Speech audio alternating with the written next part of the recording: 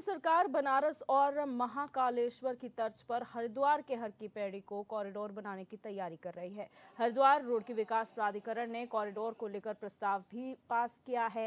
धरातल पर जल्द ही कॉरिडोर बनाने का कार्य भी शुरू हो जाएगा। सरकार के इस फैसले का स्वागत संत समाज भी कर रहा है। संत समाज का मानना है कि कॉरिडोर बनने से हरिद्वार की एक अलग पहचान होगी और उत्तराखंड के व्यापार पर भी इसका असर पड़ेगा।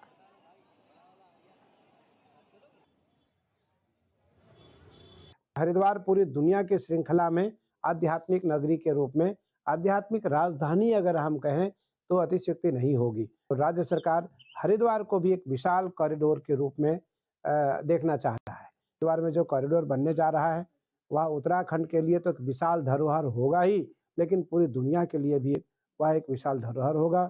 इस कॉरिडोर को बनने के बाद हर की पौड़ी की दिव्यता भव्यता और भी विराट और दिव्य हो जाएगी।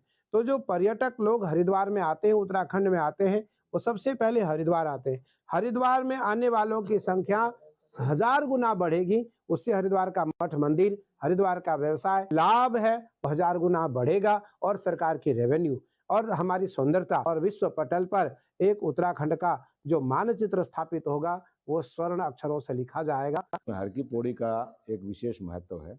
ब्रह्मकुंड का उल्लेख पुराणों में आता है। भारत ही नहीं अपितु विश्व के अनेकों देशों से लोग आकर के गंगा स्नान करते हैं और वहाँ अगर कोई विकास का कार्य सरकार के द्वारा किया जाता है तो उसकी प्रशंसा होनी चाहिए। जिस प्रकार से प्रस्ताव यहाँ बनाया गया है कमिश्नर साहब की अध्यक्षता में, उसका प्रारूप बनेगा। जब हम लोगों के समक्ष वो आएगा तो उस समय जो जो परिस्थितियाँ बनेगी, कहाँ कहाँ उसका क्षेत्र होगा, किस प्रकार से उसको बनाया जाएगा, धर्माचार्यों से राय ली जाएगी। विकास अवश्य होना चाहिए क्योंकि टूरिज्म आज हमारे देश की एक रीढ़ की हड्डी है। जो हमारे प्राचीन संस्कृति ऋषियों की रही है, जिन्होंने बड़े बड़े देवालय मठ मंदिर बनाए संस्कृति के रक्षण के लिए, तो उसका एक भाग है ये।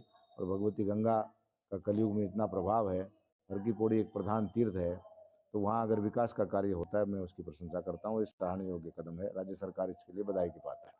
ये बहुत ही महत्वाकांक्षी परियोजना है और जैसे कि काशी विश्वनाथ कॉरिडोर, महाकाल का जो कॉरिडोर बना है, उसी तर्ज पर विकास प्राधिकरण ने एक प्रस्ताव पारित किया है और इसको हम लोगों ने कंसेप्चुलाइज कर दिया है। आमतौर पर आपने देखा होगा कि कॉरिडोर की एक एरिया निर्धारित होती है, कोर एरिया और एक आउटर एरिया। होता ये है कि जब हम लोग किसी प्रोजेक्ट को लेकर आते हैं तो उसके बाद उसके कंसल्टेंट आता है, फिर टेंडर होता है और साल भर बाद जब काम शुरू होता है तो पहली आवश्यकता होती है अतिक्रमण की। हम लोगों ने ये रिज्यूम करके कि कहाँ तक ये कॉरिडोर जाएगा उस एरिया को ऑलरेडी चिन्हित कर रखा है और अतिक्रमण हटाने का जो अवैध कब्जे हैं वो भी कार्य साथ साथ कर रहे हैं, ताकि जब ये सारा प्रोजेक्ट बन कर आवे और फील्ड में काम करना हो तो ये नौबत ना आवे कि साहब पहले अतिक्रमण हटेगा तब काम होगा। तो हम लोग इसके